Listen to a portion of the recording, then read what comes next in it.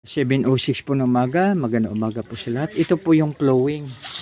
Ano ba yung address dito, Pastor? Surba? Surala ba? Surala ba nga, no? Oo, surala ba? So ito ay ilang, Pastor, ilang tubo ito? 5. So ibig sabihin na 100 feet po ito, no? So ito, sa 100 feet, diretso. Pero hindi pwede pigilin. Kasi pag isira mo yan, mag-stop na siya. Mag-stop na, Pastor, no? So kaya dapat tuloy-tuloy lang siya, no? Ito mga kaibigan, yung agos ng mapagpapala pag tayo ay tapat sa ating Panginoon. Pagpapala yan, no? Parang kunti siyempre nag-invest talaga, no? Bago yan tumulo, bago yan lumabas yung tubig yan.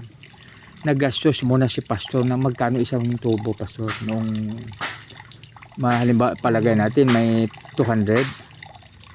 1,001 lang tubo rin. Oh, 1,001 ang bawat isang 20 feet. 20 feet. 1,000 plus. 1,000. So ibig sabihin nakagastos si Pastor ng 5,000 plus nito. Tapos ang pagtasok, Pastor, magkano ang gastos? Mulang yapon na. So ibig sabihin, Ilang katili sa tubo. ibig sabihin mga kaibigan, nakagasto po si Pastor ng 10,000 plus dito, no? Subalit yung 10,000 plus niya ay tuloy-tuloy ang agos ng tubig. So ganun din po mga kaibigan, dapat mag-invest tayo ng ating panahon. Mag-invest tayo ng ating pinansyal para sa ating Panginoon, para sa kanyang gawain, upang ang pagpapala ay tuloy-tuloy, Pastor. Tingnan mo yan, Pastor, walang pigil, no? Diba, no?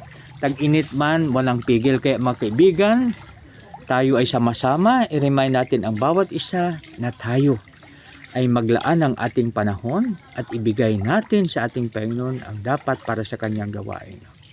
Nakalagay, give to Caesar what is for Caesar, and to God what is for God. So ibig sabihin, wag din kalimutan natin yung ating tungkulin para sa ating pamahalaan na magbayad ng mga taxes. So isang maganda, mapagpala, mapagbiyaya at makadiyos po na baga sa bawat isa. God bless us all.